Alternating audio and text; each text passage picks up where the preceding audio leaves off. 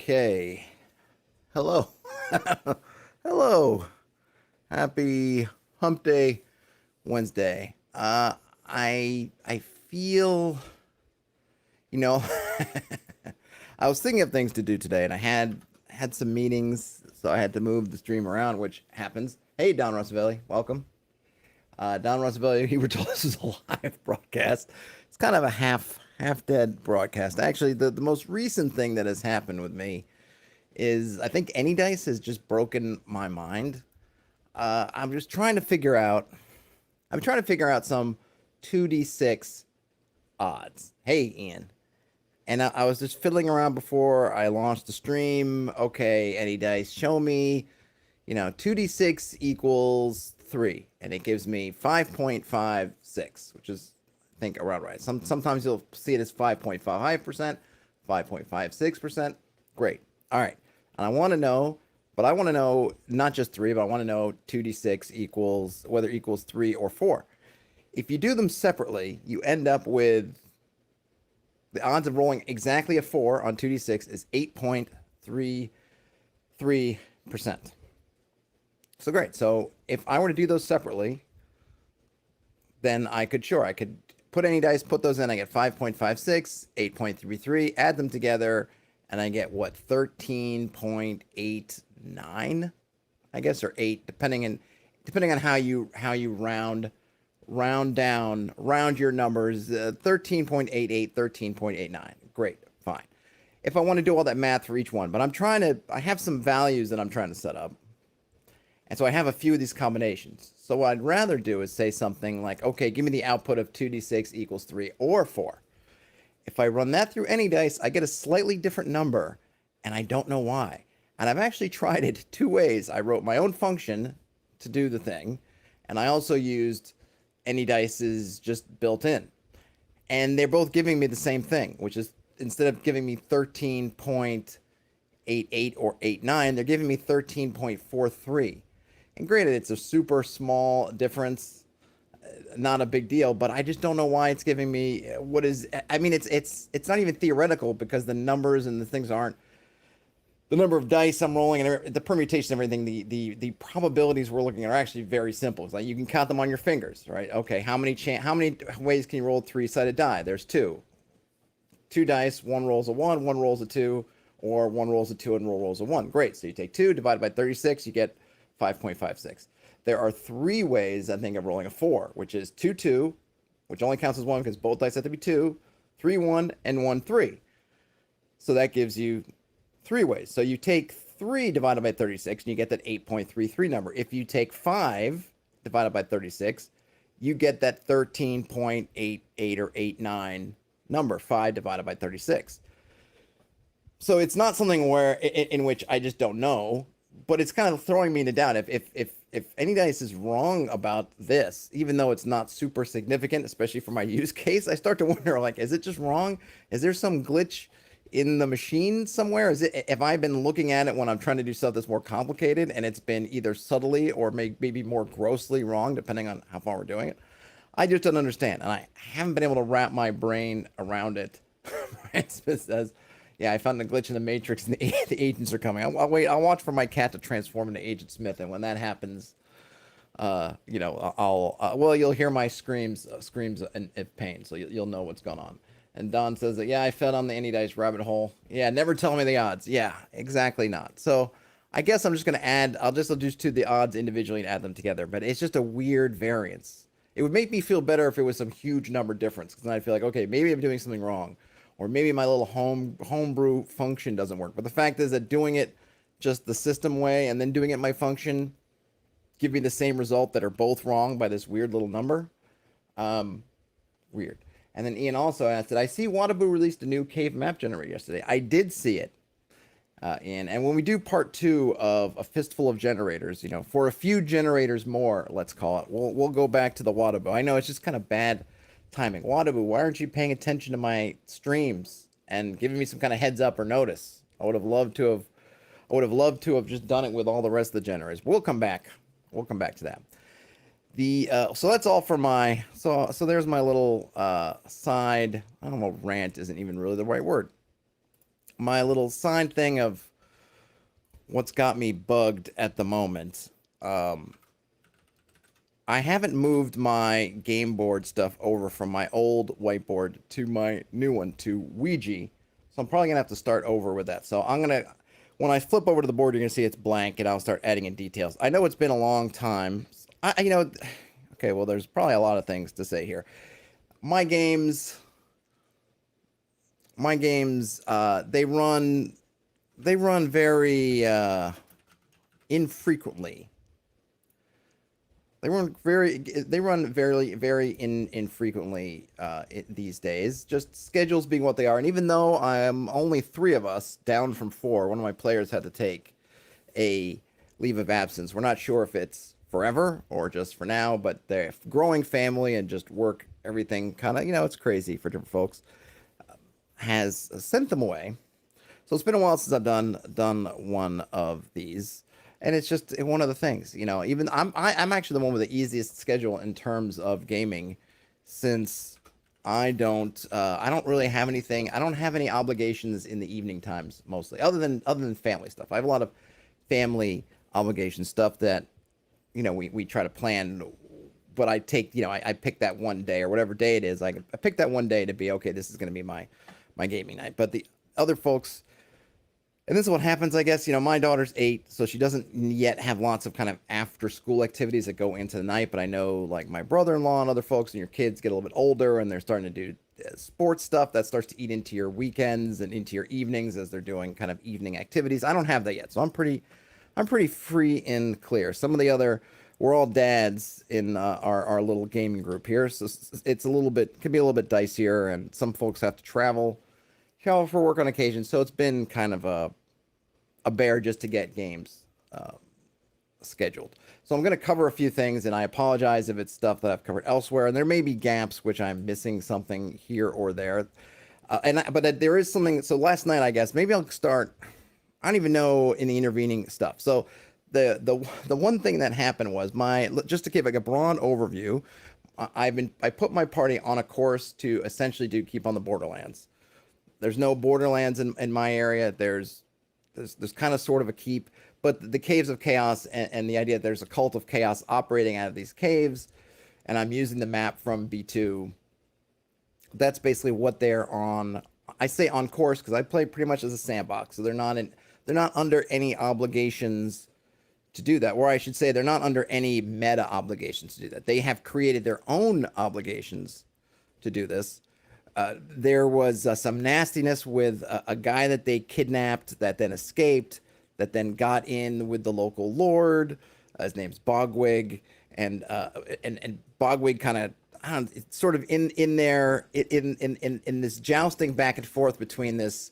I want to say he's a big bad evil guy, but he's definitely their antagonist at this point. They ended up in this spot where they were forced to kind of take a stand and say, we're going to go do this thing at these, they don't call them the Caves of Chaos, but we're going to, we're basically going to handle this cult, or we're going to kind of prove out this thing. And the Lord was like, great, don't come back until you do it. And yeah, by the way, I'm basically locking the towns against you until you fulfill this task. And I'm sending a guy with you to report back on how you did, and basically make sure that you guys don't shirk your duty, run around and do something else. So they kind of box themselves in there in terms of the cave, but it was not forced by me. Terrence says a nemesis. Yes, a nemesis would be a good antagonist. A nemesis, definitely.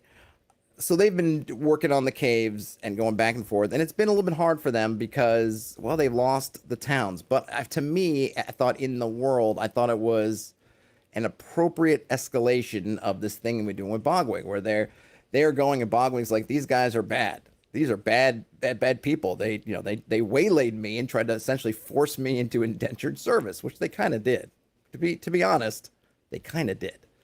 And of course, they're like, no, we were trying to save you. You were in the woods, in the wilderness. You were dying of hunger and thirst, and we took you in, kind of thing. We're good people. We're heroes. It reminds me, in some ways, they remind me of those guys in the what's that? Box Trolls. If you haven't seen the movie Box Trolls, it was great. But there's a meme based on that of, the two guys, these two henchmen of the bad guy, are constantly asking themselves, are we the baddies? Because they're always positioned like they're the good guys, but they keep have this niggling feeling that, hey, wait a minute, we're doing nasty things, and they keep questioning that, and they'll just turn to each other and say, hey, are we the baddies? So they're kind of they've got a little bit of that, like, are we the bad guys? No, we're good guys. We're here to save you. So they were, basically said, well, great, go. You're saying all this horrible stuff is happening. You're making accusations. You're saying you could stop it. Well, good, go stop it. And by the way, don't come back until you do. And that's been kind of their operating position. So they've been out in the wilds. Hey, Gabby Pie 64, I am doing great. Hope you are doing great. They've been out in the wilds operating. They've been going to and from the Caves of Chaos. Basically, they're making a foray, coming out to rest, making another foray, coming out to rest. Some things have happened to them out there. They got cursed by these rings because they desecrated this one holy spot. So basically, in the way my Caves of Chaos are situated, is there was this forest that was really nasty. It would fill up with this murderous acidic mist at night, but there was one spot where the mist didn't touch. It was this one kind of grove, and inside it was a sort of some kind of pavilion with this kind of, like, there was this one kind of plant, think of kind of like a little mini kind of almost white tree of Gondor sort of thing. This beautiful little tree that's growing out of it, looks like maybe a tomb or sarcophagus kind of setup. It's all there, right? So when the party first gets to this forest, and there's this fog, and they're in it because they were in the forest when night fell, and then they're running. They find this open area, like, oh my gosh, you're clear. So of course, what do? Is they go loot. They start looting. They loot around in that thing. So they pull the plant off. They grab the plant. They sort of get into it. Of course, the plant then immediately dies. And then this kind of this like friendly glow that used to be there just fades away, and the mist comes rolling in. But they did manage to basically slide open the lid of sarcophagus. There are these rings. They put the rings on and they skedaddle, only later to find out that the rings won't come off their fingers. They ran into an NPC who later kind of basically put the curse on them. They didn't know it at the time, and he didn't know he was putting the curse on them, but he essentially saw this desecration and then sort of spoke these nasty words.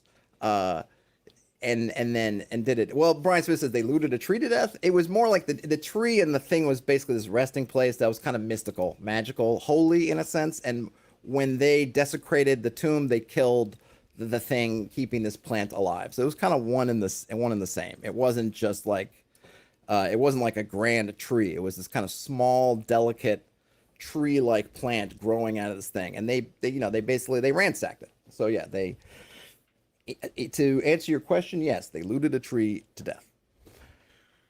So not only are they kind of out there, and this is actually, some of this might even be pre-Bogwig, but the curse was basically a lot of, I think I talked about this in streams, a lot of it was that things that they try to do are going to go bad. And things that they think they're going to profit from, things they do for profit are going to turn into bad things, which explains kind of a lot of what's happened. But they've been going back in the wilderness. They picked up some goblin followers because the Caves of Chaos, I'm sort of running that the cult there has been, I guess, in a sense, mesmerizing, ensorceling these different creatures of chaos and creatures of chaos and folks of chaos alignment, which I have one player kind of a little bit attracted to it. And they talk about the purpose, and this purpose is essentially, the strongest will survive. So the people in the caves are operating in this. We want to get upper levels. If we're in the lower levels of the caves, our goal is to get stronger, to take up on the other levels. Kind of this idea that after you run this little ecosystem for a while, that you're going to produce the biggest and baddest creatures that are around, and then you'll have this massive fighting force. You're letting everybody fight it out and say, okay, we're going to take the top. Whoever wins this whole battle royale of creatures, and then we're going to move on from there. So the party has been able to exploit that a little bit, and when they went in and they defeated some of the goblins in the caves, some of the goblins started to follow them, and that's kind of part of what got them kicked out, because they showed up back at the hometown with a bunch of goblins in tow, and some of the goblins were following them and ransacked one of the homes that they had stayed at because the goblins was following their trail, and they thought, hey, this is what we're doing, right? We're all part of the process here, right? So the purpose, and that's kind of showing our power through subjugating the weaker. So sure, we found that you'd gone to this farmhouse, and you must have left it for us to ransack because you're good leaders. You know what you're doing. So we went ahead and ransacked that for you. And here's the farmer's fingers, and here's the farm wife's. Here's the head of the wife of the farmer. Because we thought you'd want these souvenirs. Let us to prove to you that we've done a job well done. So they get to the city gates, and there's burning wreckage miles behind them that people can see because the town is on a hill. This is all about what led down to their downfall. But they went back with their things. They've been going in the Caves of Chaos. They actually ended up just rolling randomly. They had some fun stuff happen. They lost some of the goblins. Some of the goblins got recaptured. Some of the goblins got killed. I think they now got one goblin left.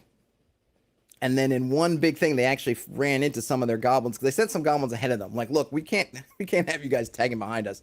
You go back and wait for us near the caves area. And those goblins went back and then got recaptured by other caves people. And they ended up running into that same group, having imprisoned these goblins and dragging them back to the caves.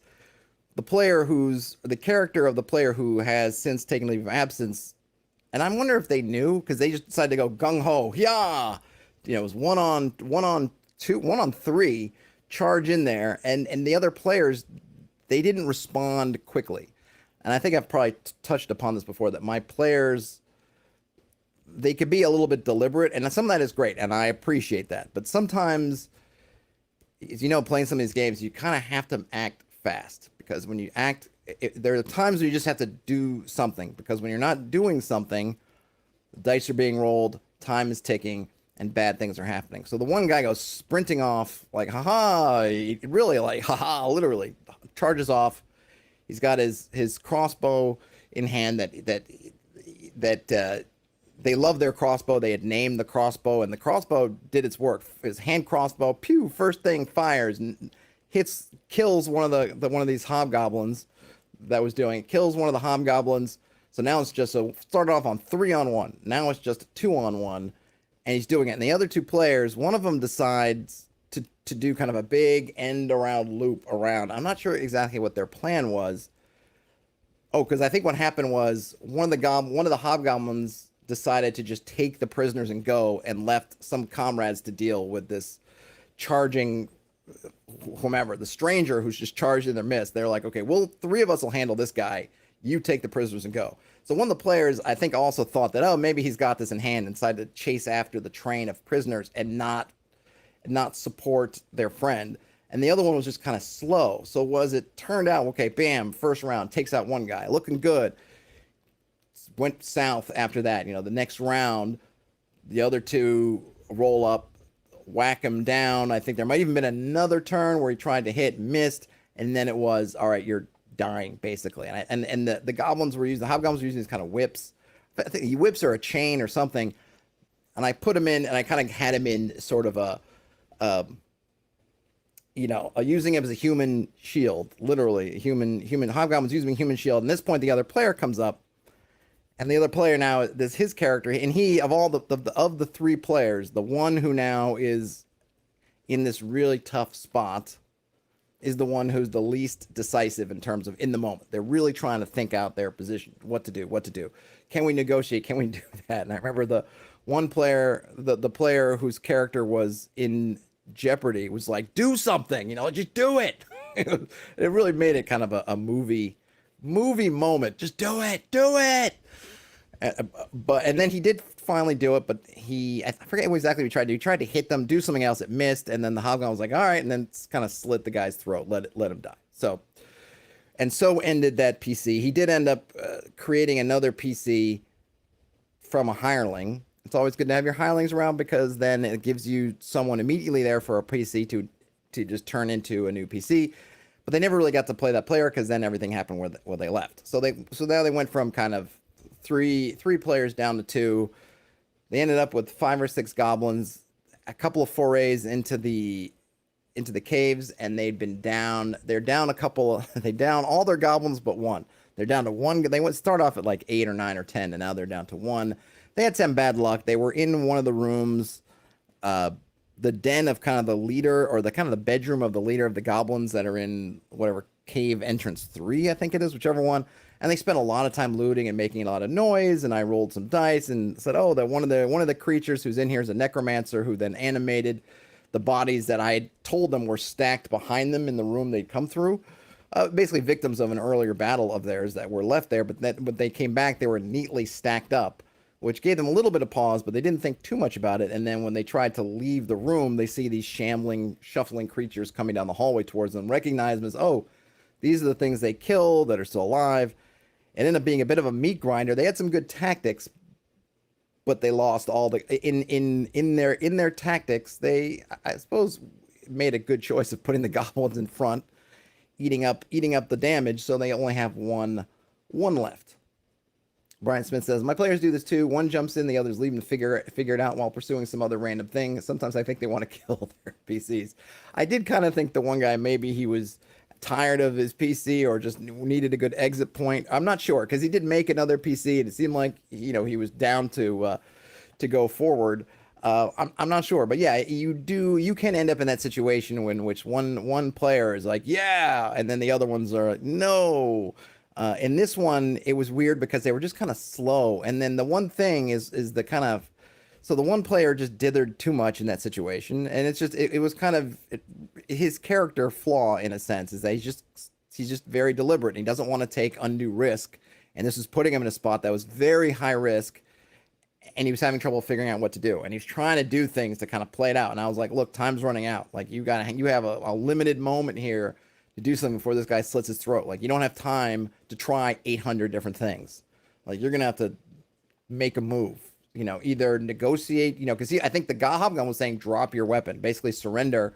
Oh no, he's saying surrender and put like the prisoner's clasp thing around your neck, the thing that was hooked up to his chains. And of course the player didn't want to do that. And they were kind of dithering. But the thing is, it kind of went unnoticed a little bit because the climactic moment was the other player saved those goblins, but if he'd come around and just helped out, they probably would have avoided it.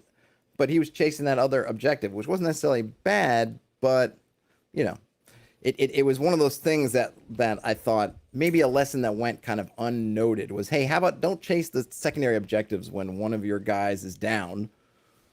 Check on what's happening there. But nothing. I suppose on the one hand, once he passed by the scene and didn't stop and kept running, he didn't have any way of knowing what was happening there. So from a, playing with what your character would know, unless somebody had screamed out to him, come back, which nobody did, he didn't know. So they'd been, one of the things that had happened was they had a run-in with a dragon, a red dragon to be precise. I don't think they got the color. They were camping around at night in between sort of the civilized or the Viscounty, the formal protected settled lands of the Viscounty they're in, and this area of wilderness in which the caves is in. And they had moved around. There are some dwarven ruins that they've been interested in off and on. They tried sleeping in one of the ruins, and there was some stuff underground that started to come out into this ruined kind of warehouse area they were in. It was kind of a big stone building, but there was an area that had lots of clutter. And when they kind of moved some of the clutter, because clutter was checking it out, they could tell that there was essentially a sealed kind of looked like a sealed hatchway down below. And I think they opened up the seal and kind of left it, and then things started to come out of the seal at night. So that spooked them. They ran out and they rested again. Of course, I'm rolling for random encounters, and I get a dragon. I roll for, I think, do I have to roll? I think I rolled for the color. So I think if you're rolling just using BX's standard, or the expert from BX, the standard wilderness monster thing, you roll for the color. So I got a red dragon. Hey, Elfbait. So, it was always funny to me, or I found it funny at the time, and again from last night's game, that people will often say about D&D that, especially I guess the modern game, that there's not, you don't run into dragons enough. Like, oh, for a game it's called Dungeons and Dragons, boy, you certainly don't run into a lot of dragons. Well, yeah, and I suppose that can be true, especially in the modern game. Though I guess maybe even not especially, because it's not like in, say, even if you play Lost Mines of Fandel, where there's a dragon in the game there. So you get introduced to dragons pretty quick, and there's a Dragon of Icespire Peak, and there's the Tiamat adventure or campaign book, and So there's not like there's lack of dragons. But I remember hearing that, oh, there's not a lot of dragons in a game called Dungeons and Dragons. Well, if you use just your base wandering monster encounter tables from, say, the expert set for the wilderness, is you have pretty much the same chance of running into a dragon as you do pretty much anything else. I mean, you'll roll on a table. So let's say I'm in the hills. You'll have a D8, and one of those options. You'll have one. I think each one. There may be one or two classes of things that might have a better chance. But basically, okay, you roll an 8 on a D8, you get flyers. You roll the next die, and there's a good chance you're going to get a dragon, and that's pretty similar to the other one. So I think the chances of any specific thing aren't necessarily that great. But the chance of dragons are there, and if you're rolling every day or kind of twice a day, like I tend to, once for day and once for night, I guess there's there's a non-zero chance that you're gonna run into a dragon. And they ran into one. And I try to play the dragons. So I roll for their reaction, and the dragon was like, eh. And I have no idea at that point. He's not particularly looking to murder. He's not looking, saying I gotta kill all I can see. And I don't know. I still don't even know why the dragon's there, who the dragon works for, if anybody. But I did have them kind of see, because they were doing good watches, and I had them see the kind of the dragon sort of floating, high in the sky, doing some kind of slow circles. And then I pulled the I guess the stunt from Dragon Slayer, where the dragon kind of uses some terrain to hide behind and then comes back in kind of low. So it was kind of high, sort of vanished, and then came in low. And the party, I suppose, was smart, and they got the heck out of Dodge. They left because they were having a campfire, because I do the thing where I give them an extra hit point. So if you rest overnight, you get 1 hit point back. I give them an extra hit point if they have a fire. I like that idea. And because they, especially without any healing, a lot of healing going on here, and I don't hand out a lot of potions or anything, I'm okay with giving them a little bit extra. I mean, it can feel really big, like, ooh, I'm getting double the hit points, but it's only 2. I think I'm getting 1 back to 2 back if they do a fire. And they will often look for places of, ooh, I need a fire. Like, we need to have a fire, so we need to find some place where we can have a fire. So they were really exposed in the dark in this open area with this fire sticking out. So the dragon came around, they scooted off, and the dragon came by and basically burned a path of flame, scorched earth across where their campsite was, and then flew off. And the party, it was funny because I have a mix. One player, or like 2 of the players, are pretty new. The one player who left, he was still there at this point. He had a little bit more experience, and then one of them was more experienced. But it was really interesting listening to them think about, as they were trying to talk amongst themselves, well, why did the dragon do this? It was some reason the dragon couldn't see us. Who told the dragon to do this? Like, all these great kind of, as they were just kind of sussing out. I thought it was great that they might fall under the impression that the dragon couldn't see them, because it could. It just didn't care. To me, it was just like if you were on the street, let's say, if I'm walking on the sidewalk and there's a cockroach. I do not like cockroaches. I might try to step on the cockroach to have one less cockroach in the world. But if the cockroach is moving out of the way and I'm slow with my foot and I stamp and it's scurried off, I don't care enough to go chasing the cockroach into every nook and cranny and chase it along the sidewalk. I took a thing, and if it was stupid enough to stand under the shadow of my foot, then it's going to get smushed. And if it's smart enough to scuttle away, then, hey, victory that day for the cockroach. So by the same token, it didn't cost the dragon anything. The dragon didn't feel threatened. It came down and just burst, blew that fire, that campsite to smithereens. And if they'd been foolish enough to sit there by the campfire and ignore all the signs that there's a dragon about to kill you, then they would have died. But they were smart enough to scuttle off in the night, like, from the dragon's point of view, the cockroaches that they are. So the dragon let them go. And that's kind of how it went. I still don't know if the dragon has something to do with this purpose or with the Caves of Chaos, or just happened to be a dragon flying around. I have no idea. It's in that zone of things I don't know that I haven't decided upon yet. But it's out. They know it's out there. And this is just a Diet Coke for the working man. Brian Smith says, shoehorning a dragon into their Eberron game. They're in an airship about to hit a big storm. Why not fight a dragon? I agree. Why not? No reason not to. And yeah, I do my part in the war against bugs. My daughter has a Venus flytrap, which is really cool. They're really tiny, though. I don't know if I'd never seen one before. And I always thought they were, from the jungles of Borneo or something, but they're from the Carolinas. It's not all that exotic, but apparently they're very delicate. They're really small, but they're cool. They are very cool. And then I'm friends to spiders. I try to make friends with all spiders I meet and treat them kindly, and dragonflies and all the other good insects that attack the nasty insects I don't like.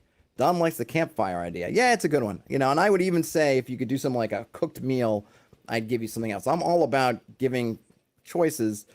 The players know that if they have a campfire, they'll get that extra hit point, but the campfire exposes them a lot more to detection, and they're aware of that trade-off. And then you can adjust your rolls. If you were doing, oh, it's just a 1 in 6 chance of an encounter at night, they've got a campfire, maybe it's 1 in 2 encounter. You can figure that out. And you could play around with, oh, animals don't want to come near campfires, blah, blah, blah. Whatever. But I think if the campfire is going to give them this positive benefit, then I think there has to be some trade-off. And the trade-off for me is that, well, you're just, maybe not to animals, but to anything unanimal, you've now exposed yourself to at least detection. Even if nothing's going to come in and run into your camp and assault you in the night, you're more likely to get made out there because you have a campfire. So that's the kind of balance I try to run with it. And in a game like mine, in which there aren't tons of healers and healing around, I think giving them that extra hit point was a wise idea. So they'd been doing, so that was kind of this is not all in order, but I'm just kind of, since I missed so much ground, I'm just kind of running through a bunch of the stuff. And I don't know why I have this board open. I should probably just get rid of it because I don't have anything in here yet. I'll just skip it off. I'll work on it later. Next time I'll have more time. I'll pull the things over from the other board so I can have my maps and everything on there. So let's see what else they did. So they ran into the necromancer. They lost their player. They had some goblins. They lost some goblins. So the Caves of Chaos had become this kind of war of attrition, which frankly the party was losing. They can't go to town because they've been locked out. And I did try to suggest a few times, and especially because these players are new, I'm more open to being more blunt with them. So this even came up in the last session. I think at the beginning of the session, they were saying something like, oh, well, we can't go to town, or we can't do these things. I said, well, it's not that I said, not you can't. So, the powers that be have spread the word that you are not to be allowed into town. Like, that's what's happened. But I said, not invisible walls. There's not some kind of force field holding you out of the towns. It's just up to you how you want to deal with the fact. The authorities have said you cannot go in. What is your response to that? They tend to pick up on that stuff and just say, well, I guess we can't go to towns. As opposed to maybe some other players might think, well, we're going to have to sneak into town, or we're going to have to disguise ourselves and go to town, or maybe we'll have to send one of the hirelings that they don't know that much into town, or maybe we can go to a nearby farmhouse and bribe the farmer to go into town for us, right? There's actually a lot of things you could do once you start looking outside the box, but I think sometimes players, certainly my players, had they just sealed off the towns. Oh, we can't go to towns. And I even reminded them last night, hey, it's not a video game. There's not, because you're on this certain quest line and someone's told you can't go to town, there's nothing like magically stopping you at the gates. This happens in video games, right? You got to do this thing and you can't come back to talk to anybody or do anything until you do this thing. So that even if you walk your character back and start trying to talk to them, they just, they're blank, or the doors don't open or something because you're in this other zone. You're on this quest now, and until this quest comes back, these things are all locked off. Like, that doesn't exist in the game. All they've said is, hey, we've sent flyers around saying, don't let the quarriers into town. You could deal with that many different ways, but they were taking it as like this absolute, like me, the GM, was telling them as the god of the realm, no, you cannot go. So I had tried to tell them and say, hey, it's up to you. I said, hey, look, you have a dwarf. One of the players is playing a dwarf, which is very rare out and about in these parts. So chances are, if the dwarf rolls up to town, there's only one dwarf in these parts, and they know who that is. So probably not going to work. But you can figure something else. You can find another dwarf, put you both in a trench coat, whatever. Figure it out. You could climb the walls. You could try to sneak in at night. You could find the farmer who's taking a cart full of hay into town. And I think, was it Beastmaster who did that? They find the friendly hay maker, what did he call someone who makes hay farmer? I don't know. And they, dive into the hay in the back of the cart, move into town, go under cover of night. Like I said, bribe a guard, of course there are consequences and chances for failure and things like that. But there's lots of things you could do. But they had been looking at it, I think, as kind of this absolute edict of, oh, well, we can't go. And I was trying, and so I used the opportunity last night to sort of remind him of these things. If I was playing with really experienced folks, I probably wouldn't do so much of that because I think, well, you guys know, hopefully you guys know, but especially for newer players, I would. I mean, maybe I would with experienced people because I do want them to. That's part of the thing I don't mind sort of revealing is, hey, you may have more things options than you think. I'm not going to tell you which is right or which is wrong, but I'm going to give you more options. But they had been running the Caves of Chaos, running in and out of the Caves of Chaos, but it's been kind of wearing them down. They did find some loot in the Goblin Leaders, and it wasn't in the book, but I think I rolled some dice and said, yeah, there's a pouch with actually a fairly good amount of coin that they haven't counted yet is there. And they did find that. They got in some fights, and the last thing that happened was they ended up in an area where they were looking around. Some orcs from one of the areas that I think is, I don't know if I ad-libbed it or it was from the actual module, that in one of the neighboring area of caves to some of the goblins, there's some orcs, and the orcs had been hearing all kinds of stuff. The orc kind of came and checked them out, and instead of trying to fight them head on, lured them into this one room that has a secret door on one end and lots of just boxes and stuff. And I even kind of amped up the amount of stuff that's in there, all this kind of warehouse stuff. And I use that opportunity to illustrate that it looks like they are getting a lot of supplies, and it looks like using kind of like high robbery and things, that they've clearly stolen stuff that was earmarked for the towns. I said that they saw stuff with the Viscount's, not seal, but the Viscount's kind of like the mark on it that was clearly stuff meant for him and his court that they had stolen, and they were piling up here in perhaps preparations for something. Like, clearly this stuff is not just for their day-to-day. There's a lot of stuff here. And so as they were moving around this kind of labyrinthine space with all kinds of stuff, and I really played up how much flammable material there was, one of the orcs from the little secret door opened it a little bit, tossed in a torch, lit the whole place ablaze, because there was so much, just like there was oils and greases and all kinds of stuff, and there was like straw all over the ground. There was even like you could smell oil in the air, and the orcs had poured oil and stuff in different places just to get it even more flammable before they went out. So the place went up in this huge conflagration. And it was funny because one of the players had mentioned they would burn it down. And I thought, well, that's funny because the orcs plan is to burn it down. So the party escaped with some burns. Their one last goblin almost died, managed to survive, and then they were kind of licking their wounds, and again decided, okay, we got to back out of the cave so we can spend a few days trying to heal back up, even at 2 hit points a day with only 2 kind of main PCs left. The hirelings were okay. The goblin was in a bad way, but surviving. They're like, okay, we need to get some hit points back. So they retreated some distance away and were holed up, resting their wounds. And they decided, like, okay, we're going to take, I think 2 or I think they were on their 2nd or 3rd day when I rolled some dice for encounters, and good, wouldn't you know it, rolled up another dragon. But this time it was I believe I rolled up a green dragon. So I thought, oh, do I want to do this? And I tend to try to go with the dice when it's at all feasible, because I like the way it forces my mind to have to come up with stuff, to have to do some world building, figure out how does this fit into the world. So I thought, okay, so they're at the campsite and they're licking their wounds and they're kind of hanging out, and they hear this big crashing noises coming, clearly something large moving from the trees, not directly kind of at them, but in their general area. And their campsite, there's kind of a bunch of these, they're basically, the Cave of Chaos is part of this sort of on the edge of a valley with these kind of hills. And on this side of the valley, the hills are sort of steep, so there's lots of vertical surfaces, and it's not like you can just run up the hill. It's a little bit more tough than that, but it's got kind of nooks and crannies. And in one of these nooks here is where the party had camped out, which was fairly safe from observation from the caves. But if you're coming from there's kind of the strip of this nasty forest that kind of lines the floor of this valley. If you're coming out of that forest and you're in that cone of vision, you're not hiding anywhere. You're in plain sight from that. You're kind of hidden from the caves that are over here on the side, but from this thing coming out over here, you're in plain sight. So they know when they hear these crashing noises that something big is coming, and it's coming in at least so they anticipate in such a way that it's going to be coming up close enough to their general area that if it comes out of if it comes out into the clearing, out of the trees, and they're still there, it's going to see them. Like there's just, it's broad daylight.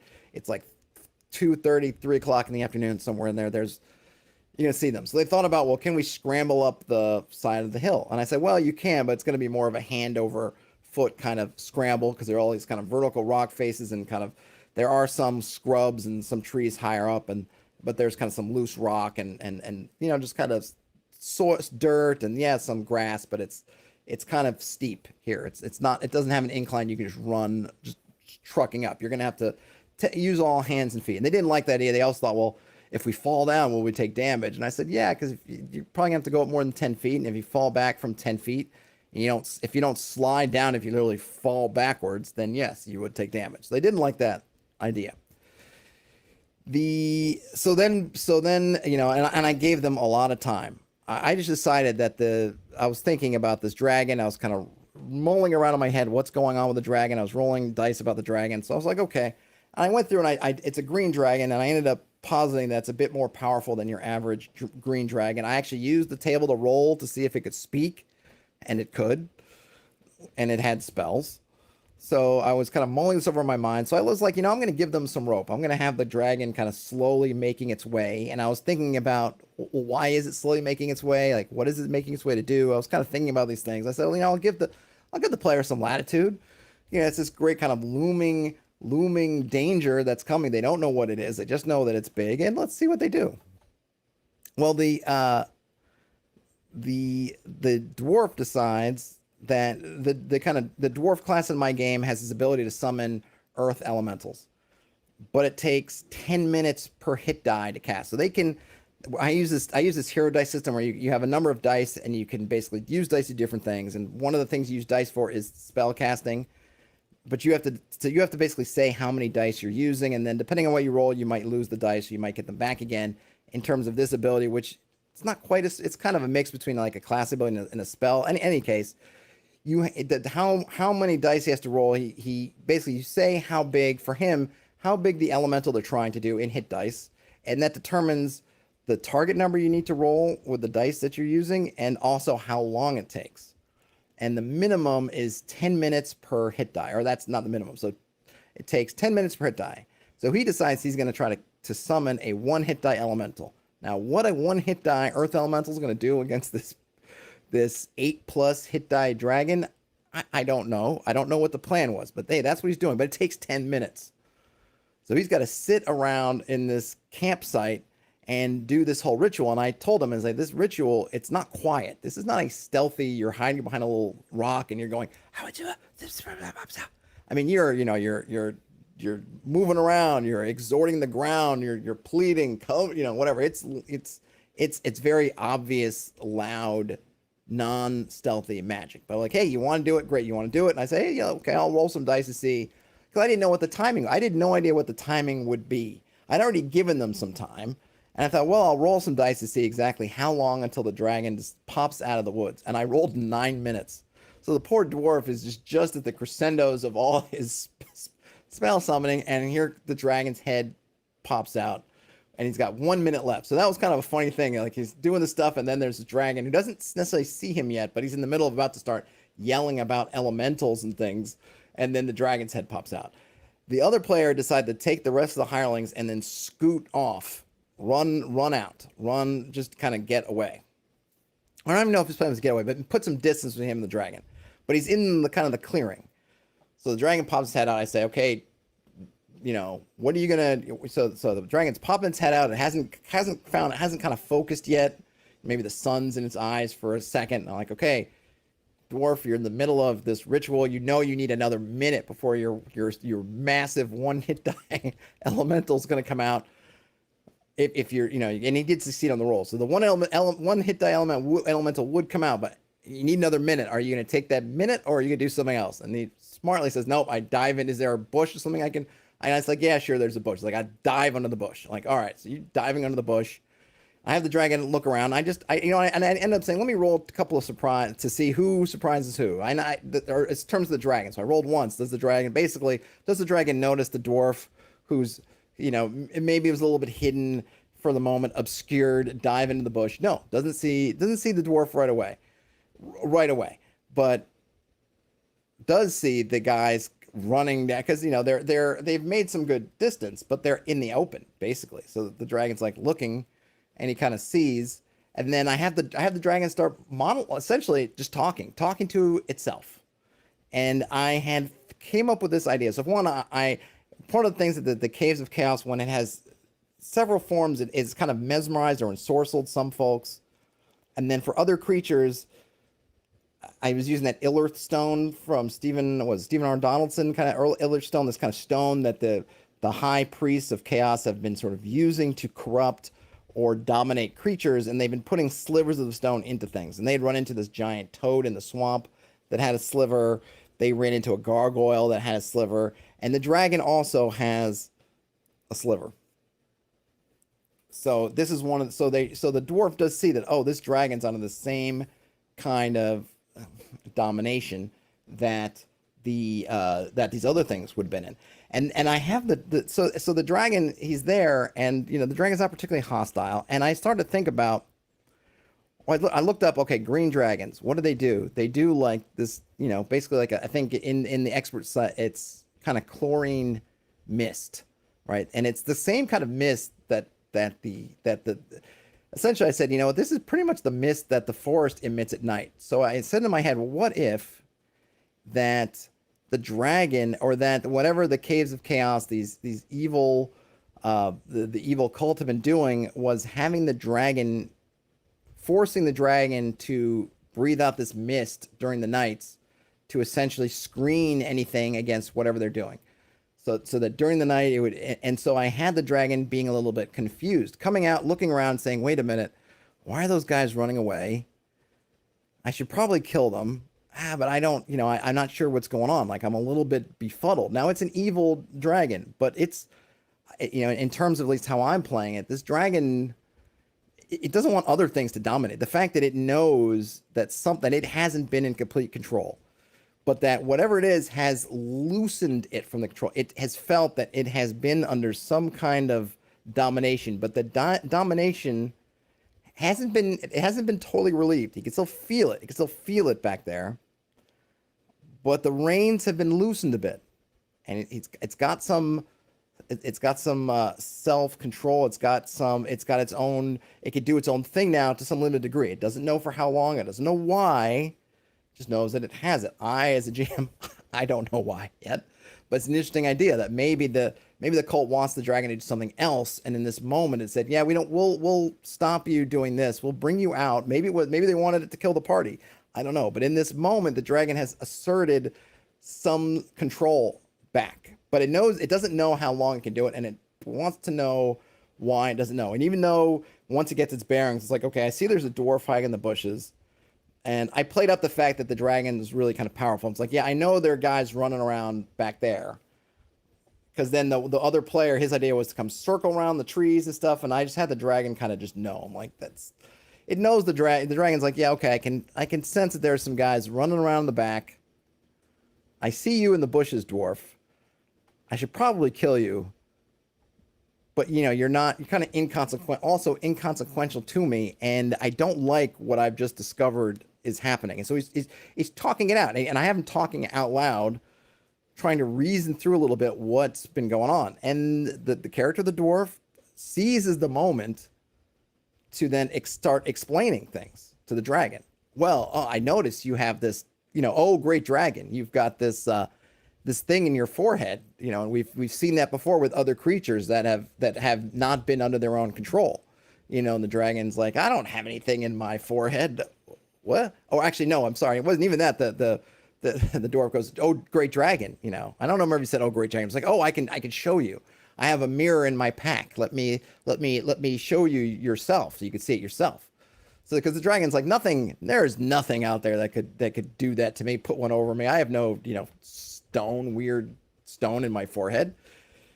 But sure enough, he allows the dwarf to live, and he's made sure to threaten them, threaten the dwarf all along the way. It's like, I will probably kill you, but before I do that, you can live a little bit longer by showing me this thing that you say is there. But if it's not there, I will surely, destroy you utterly. And it looks and it sees that sliver of stone, and it's starting to. The dwarf is then kind of talking through the stuff that the party has experienced and the stuff at the caves. And the dragon's starting to realize that something is not right with it. And it's definitely bad. Like, there is no part along when I was playing this dragon, I think that anybody who got the idea the dragon is a good guy. But he's one of these villains that he wants to be the master of his own villainy. He's not the pawn, particularly the unwitting or dominated pawn of something else. And that irks the dragon to no end. And the dragon knows, or the dragon senses, that he doesn't have long. That whatever it is that's loosened this control for some reason is going to re-exert it, maybe any minute. So what can it do to try to help itself in these few minutes that it has left? Killing the party doesn't do anything for the dragon. The dragon has felt in itself and had basically external confirmation that there is some other force up there that is holding its strings and using it like a puppet, and the dragon hates it utterly. It knows it may only have minutes, maybe even seconds left. Any action could be the last action it gets before it ends up being just blacking out. Because I think at one point, because the party ends up gathering up together as the dragon's like, yeah, come out, guys, in the woods.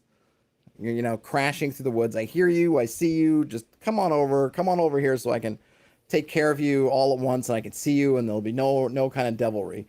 No trickery on your part. So the dragon, and so the dragon's thinking, okay, I got minutes left. Yeah, I could kill them. I could breathe, poison them, kill them, whatever. That's not going to help me. I don't know how long I have left. I need to try to put some kind of plan in motion to get out from under this thing. And to do that, I need followers, I need servants, I need thralls. So it looks to the party and says, hey, essentially, how about you be my thralls? Would you like to be my thralls, or would you like to die a horrible death? And of course, the party, seeing that they don't have much choice at all, decide to okay, all right, let's do it. What have we got to lose? Let's do it. So we ended the session with the dragon putting them under a geas, and I just kind of freelanced. I don't know if the dragon, I kind of said, well, this dragon's going to be more powerful than the ordinary dragon. So yes, he's got access to some geas spells, and I had it sort of pull out from somewhere, who knows, these pearls that it makes the players eat, and that these kind of pearl-like things, and it whispers the words of the spell, and they find themselves put on some mission to retrieve something. And this is where I tried to do something to help me, which was I could be a little bit vague. I was like, yes, you see in your minds kind of a hazy, it's a mountain, but it's hazy and you can't tell what it is exactly. But you know that you'll kind of recognize more about you when you see it.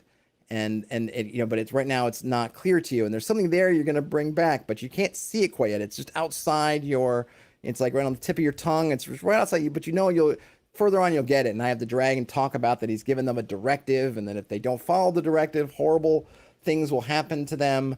And but for me, it was I needed to be vague because I have no idea what they're going to get. I don't know where it's going to be, but I said, okay, mountain's good. So I put it in a mountain, and I'll figure out before our next game. And we set a date for the week after next because we're all busy next week. It's like, okay, the week after next we're going to play, and then they'll move, and then they'll get closer. And I can start thinking about what the heck this dragon's trying to get and think about what the reasoning for that is.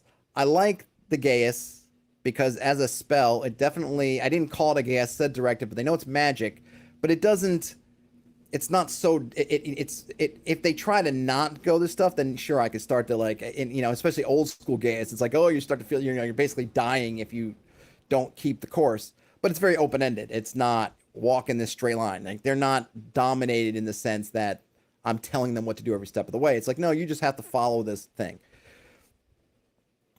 So, and I felt like it was appropriate. I did feel like the dragon's not just going to take them at their word. Okay, dragon, we'll go do that for you. No, it's not going to do that. All right. And I was wondering, well, what could the dragon do? What could they do for the dragon? And I just thought a geas was good. it's possible they could find a way to undo it. Maybe I would open it up and say, oh, okay, maybe it's a weaker form of Gaia, so you don't need a wish or something. Maybe something lesser will take care of it. I don't know. We can come up with it down the line. So I didn't call it a Gaius spell, so I can call it lesser Gaius down the line if they if I want to. I don't care so much about that. It definitely gives them an impetus to go. But the other thing it does is it takes them out of this. They're going to be embarking on a different adventure now for a while. I don't know what's going to happen at the caves. There are things in motion. The cult's not going to stop. The dragon is still under their control, and there's another dragon flying around who we don't know what their angle is. So who knows what they're going to come back to? I suppose it'll depend on how long it takes. But one of the things that, and the funny thing is the party was, the players were like, yeah, like they loved it. They loved it. They loved, like when the one player who's new, he was like, this is awesome. Like, and he was asking me after the game, like, so like how much did you know and when did you know it? And I'm like, well, I didn't know a whole lot. I rolled for stuff to see. I rolled to see what things were, and then I acted off of what you guys were doing. I said there was a lot of things. Like I said that my expectation for the session that night was you guys have been going through the caves, but you guys came out, you guys camped up, some things happened, and then we went from there. Like this was totally unplanned. So even though the fact that they are in a sense being sent on a quest that they didn't ask for, they're happy. I think that on a meta level, the change of scenery is going to do them. It's going to do them good. I think that maybe they would not have admitted it or not, but I think they were maybe getting weary of the caves. It's just been hard. And one thing I realized is that I try to play creatures smart. I try to play creatures like, what would they do? So the orcs in the caves, these different creatures, I don't play them like necessarily super smart or hyper smart. They're all geniuses, but they're going to try to do stuff. So the orcs trying to lure them into place, into a trap, because the orcs not sure they want to take them head on or bother. Or I think when they went to the caves the last time, the folks in the caves had put all these bonfires with put all kinds of wood and plants on there to burn that created a real acrid, thick smoke to kind of screen them, kind of hoping to scare the party away. They're kind of doing these things, but when it becomes, I think for the caves, the party was becoming a bit of an urban warfare situation. It was just, there was like, they don't know where things are coming from. A lot of the stuff's been emptied because they'd cleared some of it out. Other creatures are now wary of them because they've made several forays. Things are kind of maneuvering. So now they come back to the caves, and I'm sure it feels very dynamic to them that, oh my gosh, we come back and all these bonfires are burning. Or now we come back and all the bodies have been stacked up. And now we come back and the guy that we defeated is now in a cage being basically, in like a gibbet there. And, oh, now they're gone. Oh, this is stuff's happening. Like, I think it feels really good in that sense from that standpoint. But on the other hand, I think the other consequence of running this kind of like, okay, now it's war. Yeah, it's war. Is it's hard. It's hard for them. It's been hard for them to get a foothold if they're not really aggressive and they leave and they spend 3 or 4 days healing up and come back. 3 or 4 days is enough time for things to not necessarily, I'm not having them reroute the caves or making crazy defenses, but it's enough for them to sort of regroup and do things and make it kind of hard and harder. And each time the party leaves, they're tending to be leaving with less people than they came in, less resources than they came back with. So the party is getting weaker. And even though I'm not necessarily adding a bunch of creatures into the caves, there's enough creatures there that without being able to go back to town and say, hey, we're going to hire 50 men or something, it's hard. And the party haven't had great luck necessarily with gaining monsters to their side. They've tried and they had middling success, and they know that they've been able to get some of the creatures to follow them like the goblins did. And they did have that kind of one-on-one duel with the goblin leader at one point. And they have, they've done some stuff there, but it hasn't always worked. And it's been hard. And this gives them a chance to go experience some other parts of the world. They're going to have to come back because the Gaius has been for the dragon is to find this thing, whatever it is, and then bring it back. So they're going to be coming back here. They're going to have a chance to do some other things, try some other things, go to some new places. I'm going to get to, I guess the fun thing from my standpoint is they're going to be going south. They're going to be leaving the Viscounty to areas, parts unknown. So I'm going to get to detail out those parts, figure out what's there, figure out where this mountain is, what kind of thing the dragon is hoping that is there that they can find. Maybe it'll be there, maybe it won't. Who knows how many steps this whole thing will take. I can, there might be different factions I can bring in. There's certainly going to be different things, but they'll have a chance to really get back into different towns that haven't. They're going to be towns that'll be open to them, that they'll be able to go in. They'll be able to sort of reconfigure themselves. I can have fun because they're going to be people in these towns are definitely going to have heard of them, probably in a negative way. So I can have fun with the words of their deeds and or misdeeds who might have spread before them now. But it's going to give them a chance to kind of get out of maybe a little bit of a funk, gain some maybe some needed experience and expertise, and maybe some new hirelings and other folks and allies and items and things to help them. And then we'll see what the caves look like when they come back. Maybe it'll be all out war. Maybe the caves will have gotten enough going at that time that there will be some big battle for basically for the Viscounty. Who knows? So I thought kind of on a meta level, and especially when they seem to be so excited for it, which I was a little bit trepidatious of, because I don't love to hit the I'm telling you where to go kind of option, but it seemed to be appropriate. And if it's something that I think is something that the creature would do, that as the players, they can understand that creature doing. Like, I think they understand, well, yeah, this guy's probably not going to take us at our word, right? So we're going to have to do something. And this is something that they're not familiar with the spell, and I didn't call it a Gaius. I just called it their kind of directive. I think they can live with it. I think they get it. I don't think none of them. I mean, they were so happy and excited about it, and everything it seemed to represent to them, that I don't think they're thinking like, oh, I can't believe the GM is forcing us to go here. It's like they're not looking at that at all. A different group of players, maybe they would, but I think them interfacing with this dragon like this was a big kind of like moment for them. I think it's kind of like that. When you're that moment, you may imagine that you get to be Bilbo and you get to talk to Smaug, right? And I think that was kind of a little bit of their moment. They got to talk with this dragon. The dragon was open, and even though the dragon was cruel and it was insulting and everything, it was open to doing business with them in a bit. And of course, they did ask the dragon, like, "Hey, can you see this curse that's on us from these rings?" And the dragon kind of laughs and is like, "Oh, maybe we can do good business after all, because you guys, that's a serious curse. You guys must have done something terrible." And it's kind of laughing like, "Ooh, that's a good one. You guys are maybe you guys are right up my alley. We may be more alike than kind of thing." And the party was like, "I don't know if that's good." But it was fun, and they really, really liked that moment, and were asking me lots and lots of questions about how planned was this moment in the game. And I think for me, look, the fact that they're asking me if it's planned or not means that I did about as good a job as I could do. That they didn't immediately go to, "Oh my gosh, Todd effed up with this. Oh, look what Todd must have rolled some dice, and now he's trying to scramble." It's like I think they really thought, until I said like, "No, this wasn't planned at all," that this was like this plot twist that I had been having in the plan for months. I really didn't. It was just stuff comes up and I'm like, oh, dragon. How can I work a dragon into the story? And this one just kind of worked out. I mean, sometimes it's amazing how the dice work out. I've got this weird fog, mist that comes out at night. Maybe it's the dragon's breath. Maybe I was thinking about the charm of making in Excalibur when, where you get Merlin to release the dragon's breath. So maybe literally there's a dragon there and this is the dragon's breath. And then they were able to put that together, like, oh, this is the cause of that nasty mist. Is the cave, the chaos people were forcing the dragon to sleep and let out its breath all night long. And I'm like, that's kind of a neat idea. I'll run with that. So it all worked out.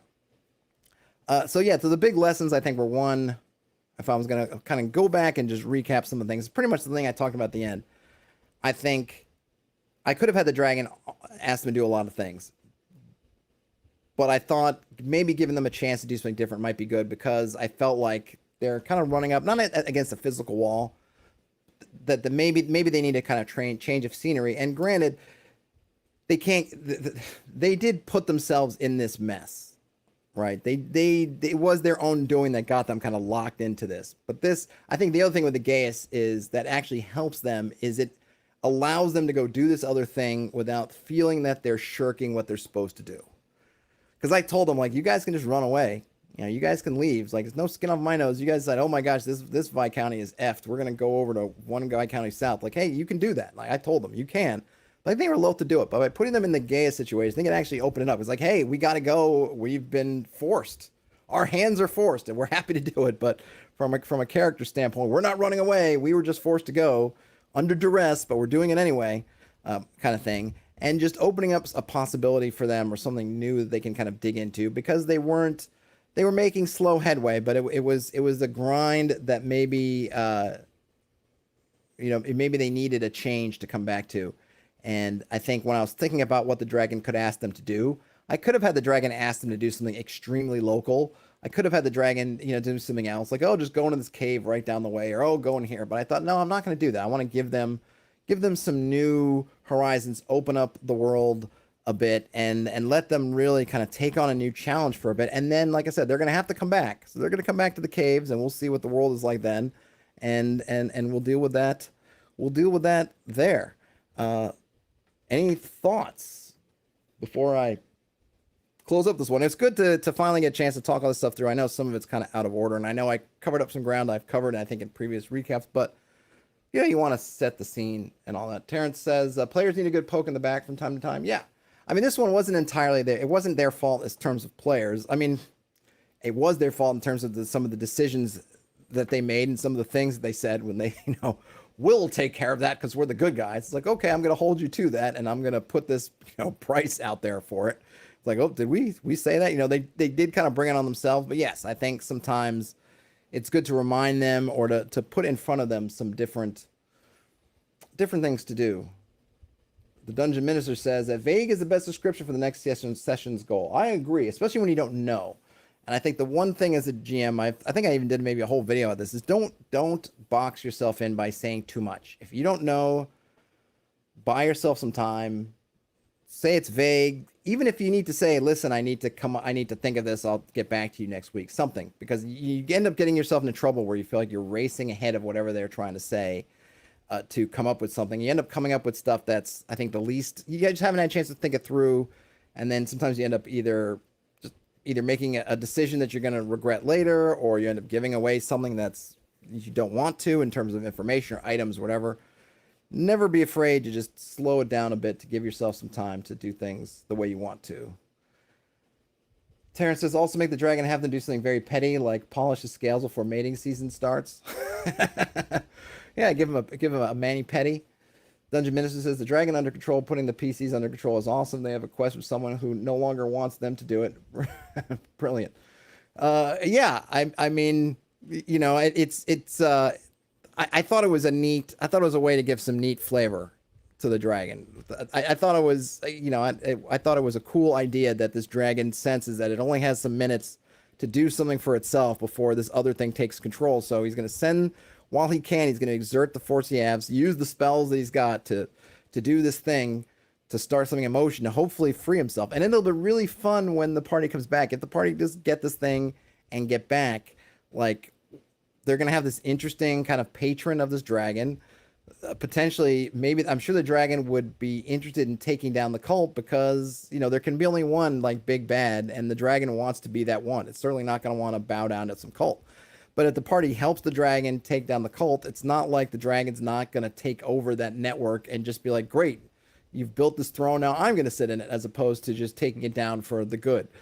So it does set up some interesting triangles down the line, not to mention the Viscounty and all the other forces out there who are not going to want the cult or the dragon in there. And I did have the dragon come across the dragon's lair also in another part of that wood when they were doing their circling around.